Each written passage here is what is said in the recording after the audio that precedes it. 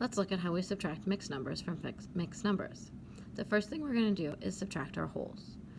We're going to do 5 and 2/6 minus 3 wholes. So we're going to set that up using this arrow strategy just to keep track of the thinking we're doing. So we have 5 and 2/6, and we're going to subtract the whole number 3 because I have 3 wholes in my subtrahend. So 5 and 2/6 minus 3. Well, 5 minus 3 is 2, and I didn't do anything to my fraction, so it's going to still have 2/6 left over. So now I'm going to take this and I'm going to model my decomposition. I decompose my fraction into my mixed number into 3 and 5/6. Next thing I'm going to do is I'm going to get to my next smallest whole number because that'll be more friendly to work with. So I'm going to get from 2 and 2/6, and I want to get down to the whole number of 2. What do I need to subtract from 2 and 2/6 to get to 2? I need to subtract my fraction of 2/6.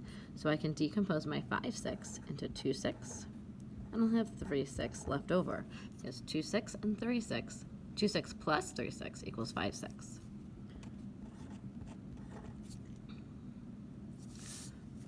So now I get to the whole number of 2, and I still have, I've used my 3, I used my 2/6, I still have 3/6 left to use. Now, 2 minus 3/6 might not be the easiest to work with, so let's rename this as a whole and a fraction equivalent to a whole. So we're going to take out 6/6, which is equivalent to 1, and that leaves me 1 whole left over. Now I'm doing 6/6, which is equivalent to 1, because I'm subtracting with a denominator of 6. So I want my fraction to have a denominator of 6. So now I'm going to work with 1 and 6/6. And 1 and 6/6 is equivalent to 2. So now I can subtract my remaining 3/6 pretty easily.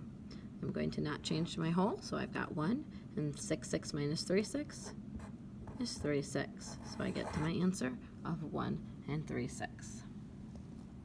So again, I start by subtracting my wholes, get from my whole to from my mixed number to the next smallest whole, rename that as a fraction and a fraction equivalent to 1 and a whole number, and subtract the remaining pieces.